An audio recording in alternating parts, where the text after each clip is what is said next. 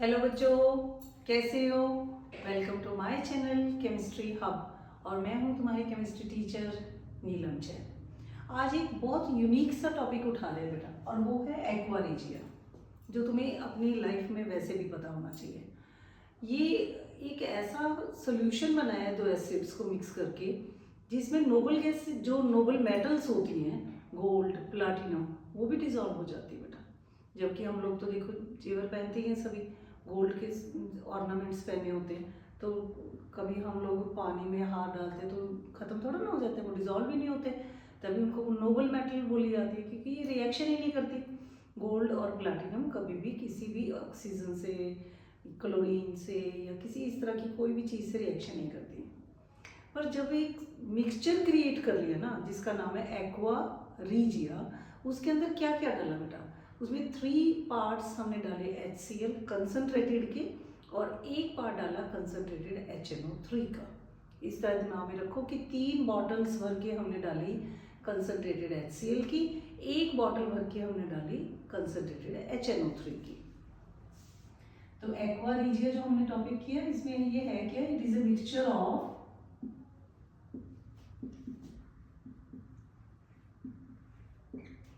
concentrated HCl acid and concentrated HNO3 acid in the ratio बहुत important है बेटा, 3:1।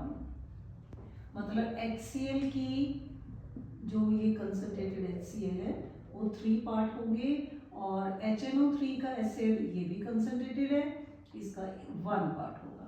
3:1 part में जब हमने दोनों एसिड्स को मिक्स किया तो अपने पास एक मिक्सचर क्रिएट हो गया। उस मिक्सचर का नाम है एक्वा रीजिया। अब ये बोर्ड में बहुत क्वेश्चन डाला जाता है, CBSE में भी आता है बेटा, और ये तुम्हारा ICSE के सिलेबस पे भी है कि एक जैसे पुराने ज़माने में लेडीज़ बैठी हैं और उन्होंने जेवर पहना हुआ है। कोई अपने गलियों में ऐसे आया बंदा कि जेवर साफ़ करा लो, जेवर साफ़ करा लो। तो जब उन्होंने अपनी बैंगल्स उसको दी ना, तो बैंगल्स का एकदम, अगर मान लो कि वो बैंगल 1 तोले की थी, और जैसे ही उसको उसने एक सोल्यूशन के अंदर डाला, वो तो उसका तो वेट ही कम हो गया बेटा। वो हैरान लेडीज़ की इतना वेट कैसे कम हो सकता है। अब अपन भी अगर सुनार के आज भी जाए ना, अगर कि चलो जाके किसी जेवर साफ करवा लेते हैं, तो वो फ्री में करने को तैयार हो जाते हैं सुनार लोग कि लाओ जी मैं हम लोग आपका जेवर साफ कर दे। आजकल के ज़माने में कोई ऐसा है जो अपने को फ्री में भी कोई काम करके दे? वो क्यों करने को तैयार हो जाते हैं? क्योंकि उन्होंने अपने शॉप के अंदर एक्वा रीजिया का मिक्सचर रखा हुआ है। जैसे ही हम उनको अपना कोई भी जेवर देते हैं कि ये थोड़ा गंदा हो गया, इसको साफ़ कर दो, तो वो ये नहीं कि इसको जेवर को अच्छे से कोई रगड़ के साफ़ कर रहे हैं। जैसे मैंने ये बैंगल पहनी हुई है, इस बैंगल को उस सोल्यूशन के अंदर डिप कर देंगे। अब जैसे ही बैंगल को डालेंगे, बैंगल के अंदर ऊपर वाला गोल्ड एकदम से डिजॉल्व होके उनके एक्वा रीजिया में चला जाएगा। अब जब ऊपर की पूरी लेयर ही उतर जाएगी गोल्ड की, तो जो उस पर कोई डस्ट लगी हुई है या मैल लगा हुआ है कुछ भी, वो भी तो चला जाएगा ना बेटा। तो अपने को तो फ्रेश से एकदम नीचे से जो फ्रेश गोल्ड निकला है, तो अपने को लगेगा ये तो बिल्कुल एकदम नई बन गई। जबकि नई क्या है, वो तो उन्होंने गोल्ड ही उतार लिया। तो ऐसा क्या रिएक्शन हुई? तो ये CBSE का एक NCERT का क्वेश्चन है बेटा, और ICSE में भी ये क्वेश्चन पूछा जाता है। तो दोनों जब रिएक्शन करते हैं, HCl एंड HNO3, दोनों कैसे लेने हैं? Concentrated, ratio 3:1। तो क्या क्या बनेगा बेटा? एक NOCl ये बनता है, plus water and nascent chlorine. Cl2 नहीं लिख रही हूँ मैं, 2 Cl के एटम सेपरेट सेपरेट है, इनको बोला जाता है नेसेंट क्लोरीन। बहुत खतरनाक होती है बेटा ये। फ्री एटम तो दुनिया में कहीं होने ही नहीं चाहिए। फ्री एटम तो एकदम से, जैसे भगवान ने नेचर में बनाया ना, इनको कैसे बनाया कि Cl2 की फॉर्म में जोड़ के बनाया हुआ है, पर हमने इनको तोड़ दिया, तो ये बना फ्री नेसेंट क्लोरीन के एटम बन गए, और इसका नाम है नाइट्रोसाइल क्लोराइड। अब इस इक्वेशन को अगर मैं बैलेंस करूं तो कैसे होगा? देखो, 2 Cl के एटम तो इधर है, एक Cl का एटम इधर है, टोटल 3 एटम हो गए। यहाँ पे तो 1 ही एटम है, इसको भी 3 बनाना पड़ेगा, तो नीचे नहीं कर सकते, यहाँ पे 3 लगा दो।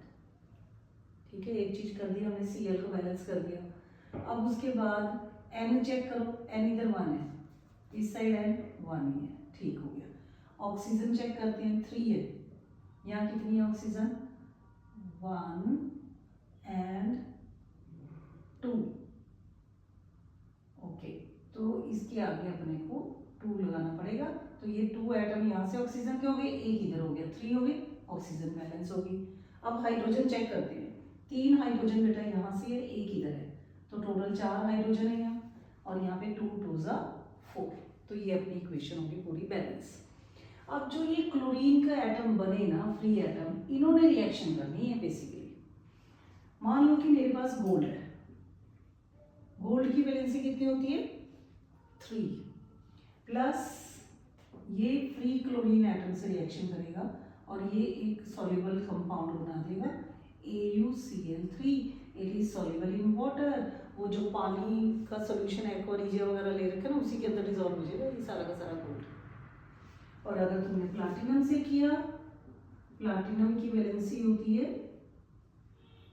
4, तो ये बनेगा PtCl4, ये भी पानी के अंदर वहीं पे उस सोल्यूशन के अंदर डिजॉल्व हो जाएगा, हमें पता ही नहीं लगेगा, प्लैटिनम ही गायब हो जाएगा बेटा। तो इसको बैलेंस करना पड़ेगा, गोल्ड इधर 1 है, इधर भी गोल्ड 1 है, ठीक है। Cl इधर 1 इधर 3 हो नहीं सकता ऐसे बेटा, तो इसके आगे 3 सिल्वर के क्लोरीन के एटम तुम्हें लिखने पड़ेंगे। इस केस में आओ, प्लैटिनम 1, ठीक है, क्लोरीन इधर 4 है बेटा, तो यहाँ इसके आगे 4 लगा दो, पर इसके यहाँ कुछ नहीं हमने लिखना नीचे, क्योंकि कभी भी तुमने सिंबल नहीं चेंज करना, जो भी है उसी के अकॉर्डिंग चलोगे। तो एक्वा रिजिया एक मिक्सचर होता है बेटा, जो कि नोबल मेटल्स को डिसॉल्व कर लेता है, और ये एक्वा रिजिया जब बनाया जाता है, ये concentrated HCl and concentrated HNO3 से बनाते हैं। रेशो भी क्या रखी जाती है, 3:1। तो जब ये रिएक्शन करता है ना, तो क्या क्या कंपाउंड बनते हैं बेटा, यहाँ NOCl नाइट्रोसाइल क्लोराइड बना, वाटर बना, और फ्री क्लोरीन के एटम भी बने। ये क्लोरीन के एटम बहुत ज़्यादा रिएक्टिव होते हैं, even they can react with the Nobel metal, ये नोबल मेटल से भी रिएक्शन कर जाते हैं।